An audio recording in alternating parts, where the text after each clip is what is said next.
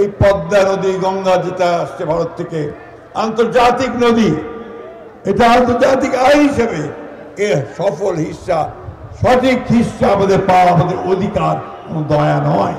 চলো ভাই, আগে পদ্মা বাঁচাও।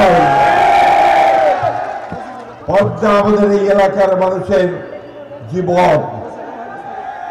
এই পদ্মার উপরে ভর করে আমাদের জীবিকা চলে, আমাদের নদীগুলো জীবন্ত হয়, আমাদের লক্ষ কোটি মানুষ তারা কাজ কাম করে খেতে পারে, তাই না? এই দেশের বহুদলীয় গণতন্ত্রের প্রবক্তা এবং সমৃদ্ধ বাংলাদেশের উপকার শহীদ প্রেসিডেন্ট জিয়াউর রহমান ৭৭ সালে তিনি এই পদ্মা পানি হিস্সা নিয়ে ভারতের সঙ্গে একটা চুক্তি করেন, প্রথমবারের মতো গ্যারান্টি ক্লজ নিয়ে। দুঃখের কথা যে তারপরে আর কেউ চেষ্টা করে নাই, একমাত্র দেশনেত্রী বেগম খালেদা জিয়া জাতিসংঘে পদ্মার এই না পানির ন্যায্য হিস্সার কথা তুলেছিলেন।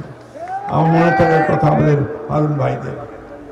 এই কিছুদিন আগে 2016 সালে না, 2016 সালে এই যে পতিত স্বৈরাচার ফ্যাসিস্ট হাসিনা একটা চুক্তি সই করেছিল, ওটাতে আবার গ্যারান্টি ক্লজ ছিল না 96 সালে। আজকে 2026 সালে, আগামী বছর এই চুক্তি শেষ হবে। আমরা জানি না এখন ভারত কোন পদক্ষেপ গ্রহণ করবে।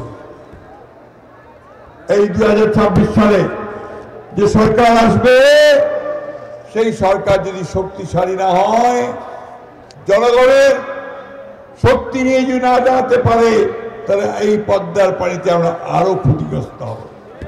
তাই বন্ধুগণ, এটা প্রমাণিত যে একমাত্র জাতীয়তাবাদী দল বিএনপি হচ্ছে সেই দল যারা সরকার গঠন করলে বাংলাদেশের মানুষের যে হিস্সা, যে অধিকার, তা পাওয়া যায়, অন্য সময় পাওয়া যায় না। ঠিক না বন্ধুগণ? তাই আমাদের দায়িত্ব কি?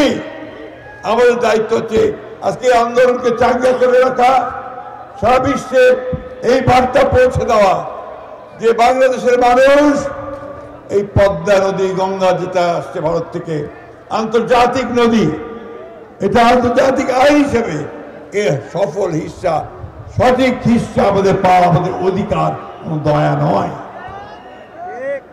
আজকে সেই জন্যই সেই সময় আমার একটা সরকার থাকা দরকার যারা বাংলাদেশের মানুষের জন্য কাজ করে, কথা বলে।